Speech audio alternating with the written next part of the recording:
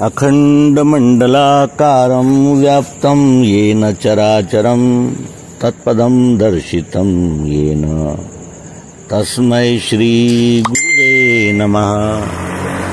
अज्ञानान्धस्य लोकस्य ज्ञानाञ्जनशलाकया चक्षुरुन्मीलितं येन तस्मै श्रीगुरुवे नमः।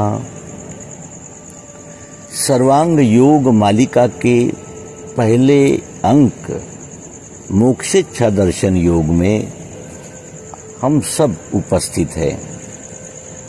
सद्गुरु भगवान श्री मायानंद जी चैतन्य, इन्होंने विश्वरूप परमात्मा का प्रत्यक्ष यथार्थ दर्शन सरल सुलभ रीति से सर्वांग योग में प्रस्तुत किया है और ये गुरु शिष्य का संवाद उन्होंने काव्य रूप में प्रस्तुत किया है।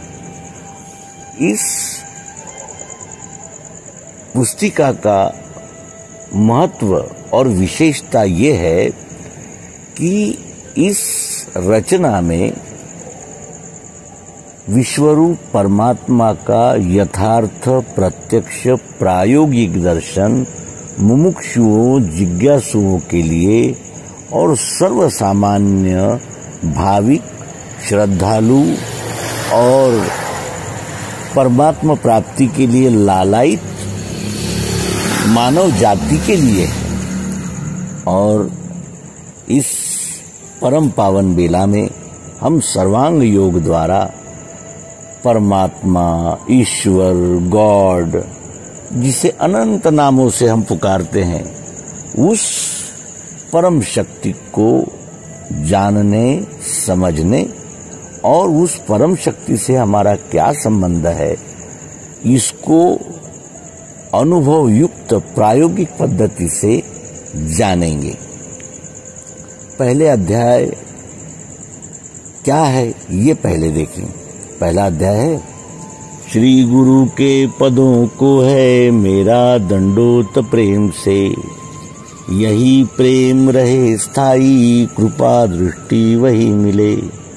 आचार करके ऐसा सनातन मुमुक्षु ने किया प्रश्न, गुरु बोले सिद्धांत सब वो सुनो। मैंने श्रुति स्मृति शास्त्र पुराण आदि कह पढ़े, यथा विधान कर्मों को उनके करके लखा, तो भी चंचलता मेरे मन की मिटती नहीं। समाधान नहीं स्थाई वो कैसे मुझको मिले। कहे तत्श्रुति वो क्या है त्वम रहता कहाँ। असी कहा जिसे वो क्या ध्यान में बैठता नहीं। देखना उसको कैसे जो देखे वह कौन है। जानना चाहता हूँ ये यथार्थ मुझको कहें। इस प्रकार मोक्षेच्छा दर्शन योग नामक इस पहले अध्याय में शिष्य ने दंडवत प्रणाम करते हुए गुरु से अपना प्रश्न रखा और उस प्रश्न के माध्यम से वो तत्त्वम असि इस वेद वाक्य का स्पष्टीकरण चाहते हैं। वो कहता है कि श्री गुरु के पदों को है मेरा दंडोत प्रेम से। श्री गुरु, श्री का अर्थ होता है प्रसन्नता, पवित्रता।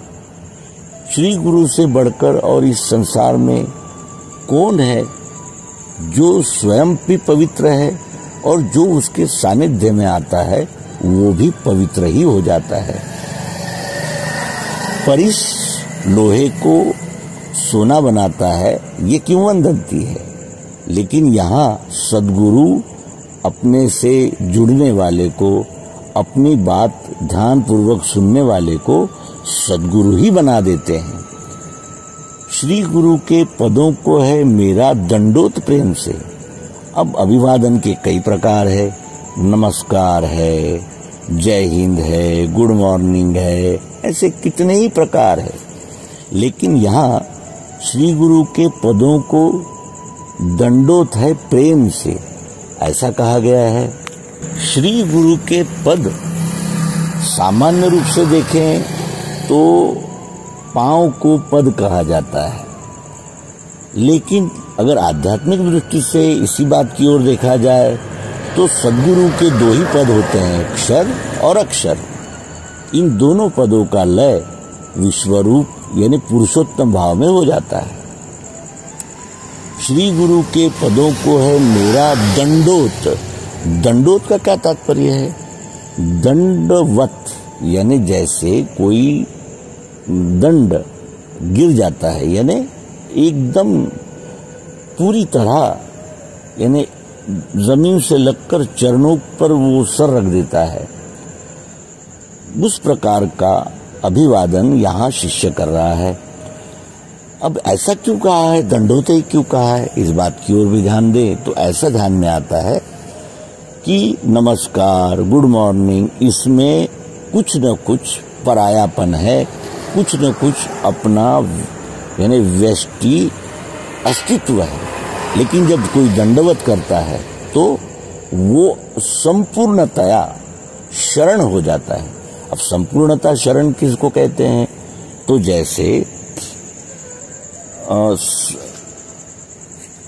हमारे मताभिमान, पंथाभिमान, जाति का अभिमान, ज्ञान का अभिमान, सत्ता का अभिमान, धन का अभिमान, प्रसिद्धि का अभिमान, ऐसे अनेक अभिमान से हम सराबोर रहते हैं।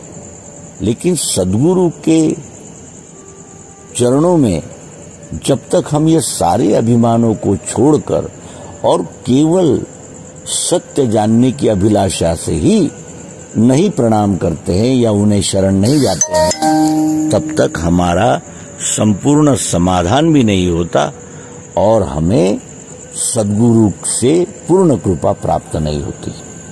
तो श्री गुरु के पदों को है मेरा दंडोत प्रेम से।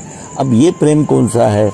ये प्रेम किसी स्वार्थवश या औपचारिक नहीं है। तो ये कैसा है? ये ईश्वरी प्रेम है, क्योंकि यहाँ कल्याण की भावना लेकर शिष्य गया है और शिष्य का संपूर्ण कल्याण हो, जीवन पर्यंत उसको ईश्वर, धर्म, नीति, न्याय, कर्तव्य, इसके विषय में कोई शंका ही बाकी न रहे, इस प्रकार की सद्गुरु कृपा करते हैं। तो श्री गुरु के पदों को है मेरा दंडवत प्रेम से। यही प्रेम रहे स्थायी, और सद्गुरु का प्रेम स्थायी रहना चाहिए। क्यों? क्योंकि सद्गुरु का प्रेम यदि स्थायी रहेगा तो हमारे सभी शंकाओं, भ्रमों और विभिन्न प्रकार की मानिंदियों, मतों का हम सद्गुरु से प्रश्नोत्तर करके समाधान कर सकते हैं। इसलिए शिष्य कहता है कि यही प्रेम रहे स्थायी और कृपा दृष्टि वही मिले। तो कृपा दृष्टि वही मिले का आशय यह है कि वो कृपा दृष्टि जो वशिष्ठ ने राम पर की और सांदीपनी ने श्री कृष्ण पर की, वो कृपा दृष्टि चाहिए जो जीवन का परम कल्याण करे।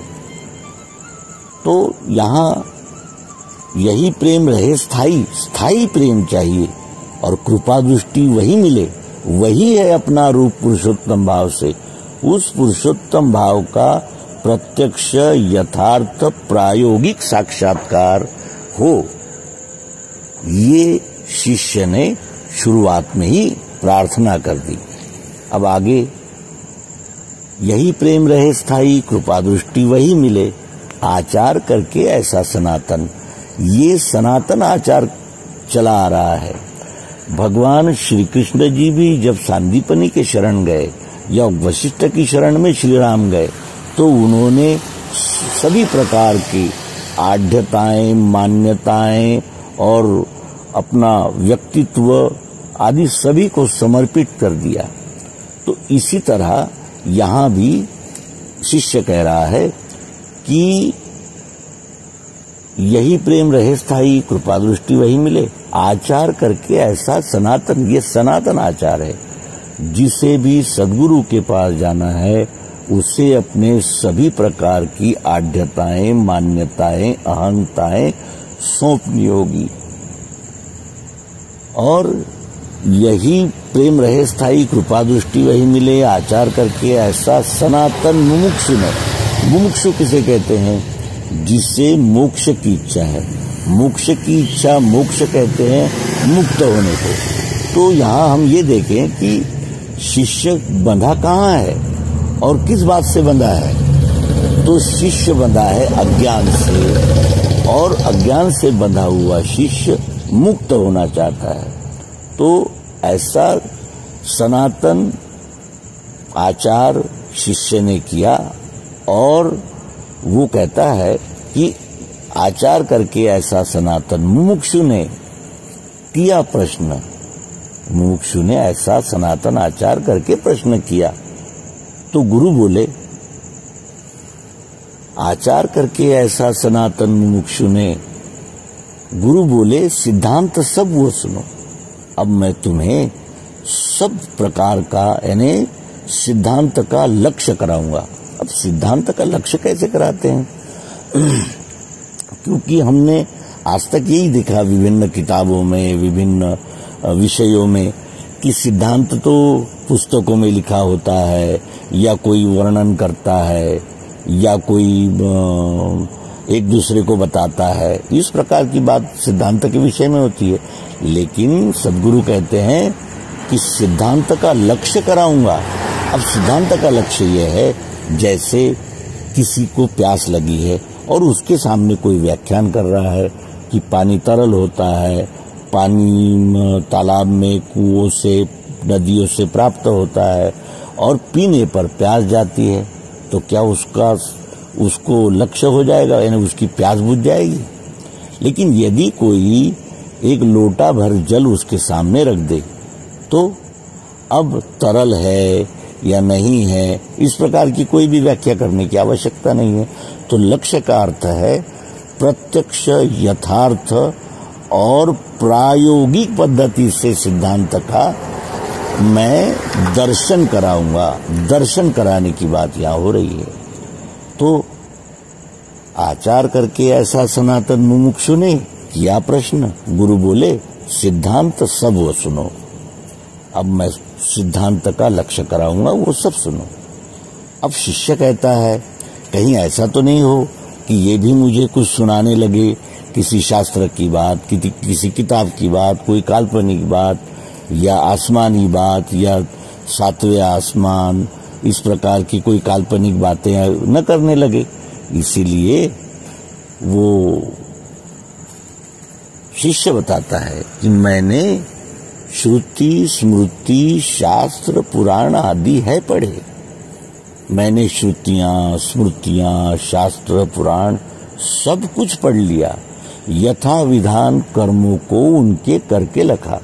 उसमें कहे हुए विधि विधान से मैंने आचरण करके देखा। यथा विधान कर्मों को उनके करके रखा, करके देखा, केवल औपचारिकता से नहीं किया। उस शास्त्रों का, उस श्रुतियों, स्मृतियों में जो कहा हुआ है, उसका प्रत्यक्ष अनुभव लेने के लिए मैंने उसमें कहे हुए उपचारों का प्रत्यक्ष अवलंबन करके देखा। तो भी चंचलता मेरे मन की मिटती नहीं, तब भी मेरे मन का समाधान नहीं हो रहा। मेरा मन चंचल ही है। अब मन चंचल कब तक रहता है? जब तक मन का समाधान नहीं होता। और मन का समाधान तभी होता है जब मन जो संकल्प विकल्पात्मक है वो स्थायी और प्रत्यक्ष यथार्थ सत्य नहीं जान लेता। तब तक मन का ऊहापोह, संकल्प विकल्प जारी ही रहते हैं। तो इसीलिए वो शिष्य कहता है कि मैंने श्रुति, स्मृति, शास्त्र, पुराण आदि है पढ़े। यथा विधान कर्मों को उनके करके रखा, तो भी चंचलता मेरे मन की मिटती नहीं। समाधान नहीं स्थायी, वो कैसे मुझको मिले? वो स्थायी समाधान कैसे मिलेगा मुझे, जिससे मेरे मन के संकल्प विकल्प सब कुछ लय को प्राप्त करेंगे। अब आगे में वो सद्गुरु और शिष्य का संवाद आगे बढ़ता है। तो समाधान नहीं स्थायी, वो कैसे मुझको मिले। अब शिष्य अपना प्रश्न पूछता है, क्योंकि हमारे वेदों में, श्रुतियों में, स्मृतियों में तत्त्वम असि ये अंतिम सिद्धांत कहा गया है, तत्त्वम असि। तो शिष्य खुलकर पूछता है कि कहे तत्श्रुति वो क्या है, क्या है त्वम, रहता कहाँ, तत् क्या है, त्वम क्या है, असि क्या है। कहे श्रुति तत् वो क्या है, और क्या है त्वम, रहता कहाँ, असि कहा जिससे वो क्या, ध्यान में बैठता नहीं। अब ध्यान में क्यों नहीं बैठता, क्योंकि हम तो व्यवहार में देखते हैं कि कोई किसी को बता देता है तो उसके ध्यान में बैठ जाता है। लेकिन मैंने इतने श्रुति स्मृति शास्त्र पुराण आदि कह पढ़े, फिर भी मेरा समाधान नहीं हो रहा है और मेरे ध्यान में नहीं बैठता। तत्वम असि क्या है, क्योंकि तत्वम असि का सरल अनुवाद तो यही है, तत् का अर्थ है वो, त्वम का अर्थ है तुम, और असि का अर्थ है वही तुम हो। लेकिन ये शब्दों से मेरा समाधान नहीं हो रहा, क्योंकि इसके पीछे का जो सिद्धांत है वो मेरे ध्यान में नहीं बैठ रहा। कहे तत्श्रुति वो क्या है त्वम, रहता कहाँ, असि कहा जिससे वो क्या, ध्यान में बैठता नहीं। देखना उसको कैसे, उसको देखने की विधि क्या है, युक्ति क्या है। देखना उसको कैसे, जो देखे वह कौन है, उसे कौन देखता है, शरीर देखता है, मन देखता है, बुद्धि देखती है, या आत्मा देखता है, जीव देखता है, कौन देखता है उसे। देखना उसको कैसे, जो देखे वह कौन है, जानना चाहता हूं ये। अब जानना ये शब्द क्यों कहा उसने इसलिए कहा कि मानना, सुनना, इससे ये जानना विशेष होता है। जैसे हम किसी व्यक्ति को देख लेते हैं तो हम देख तो लेते हैं, लेकिन हम उसे जानते नहीं है। जानना यानी उसका संपूर्ण परिचय। जानना चाहता हूं ये यथार्थ मुझको कहे। अब मैं कोई काल्पनिक बातें नहीं सुनना चाहता, यथार्थ मुझे कहिए आप, जैसा है वैसा, जितना है उतना, जो है सो। जानना चाहता हूं ये यथार्थ मुझको कहे। अब बात आगे बढ़ती है। उस मुमुक्षु ने अपने सारे प्रश्न सद्गुरु के समक्ष उपस्थित कर दिए, और जब तक मोक्ष की इच्छा हमें निर्माण नहीं होगी तब तक हमारे मतों, पंथों, ग्रंथों में जो श्रद्धाएं हैं वो समाप्त नहीं होगी। मोक्ष का अर्थ होता है तीव्र प्यास जगना, कि अब उस समाधान के बगैर हमें और कुछ नहीं चाहिए, केवल वही चाहिए। तो वो मोक्ष की इच्छा लेकर जब मुमुक्षु जाता है, जैसे प्यासा ही पानी की तलाश करता है और प्यासे को ही पानी का महत्व पता होता है, उसी तरह मुमुक्षु ही उस परमात्मा दर्शन की परम इच्छा रखता है। उसका शास्त्रों से, उपचारों से और जप से, तप से, यज्ञ से समाधान नहीं हो रहा है। इसीलिए वो मोक्ष की प्रबल इच्छा, जैसे प्यासे को पानी की इच्छा होती है, जैसे प्यासा पानी के लिए तड़पता है, उसी प्रकार जो मोक्ष की मन में दृढ़ इच्छा लेकर सद्गुरु के दरबार में उपस्थित हो गया है। इसलिए इस अध्याय का नाम सद्गुरु जी ने मोक्षेच्छा दर्शन योग रखा। मोक्ष की इच्छा का दर्शन जब होता है तभी ये जीव होश में आता है और इसका परम लक्ष्य उसके दृष्टि में आता है, और उस परम लक्ष्य को प्राप्त करने के लिए वो अग्रसर होता है। तो यहाँ मोक्षेच्छा दर्शन योग का स्पष्टीकरण हमने अपनी अल्पमति से अपने प्रिय मित्रों को समक्ष रखा है। अब दूसरे अध्याय से सद्गुरु ने क्रमशः उस परम शिष्य का, उस मुमुक्षु का जो समाधान किया है वो प्रस्तुत किया जाएगा। अपने प्रिय मित्रों से पुनः विशेष आग्रह है कि वे अपने मन, बुद्धि, चित्त और अहंकार इस अंतःकरण चतुष्टय को निर्मल, एकाग्र और ग्रहणशील बनाकर सर्वांग योग को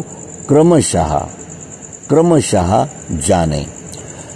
और पहला अध्याय जब तक समझ में ना आए तब दूसरे अध्याय को जानने के लिए अग्रसर न हो, क्योंकि ये क्रमशः समझाया हुआ, क्रमशः दर्शाया हुआ सिद्धांत है।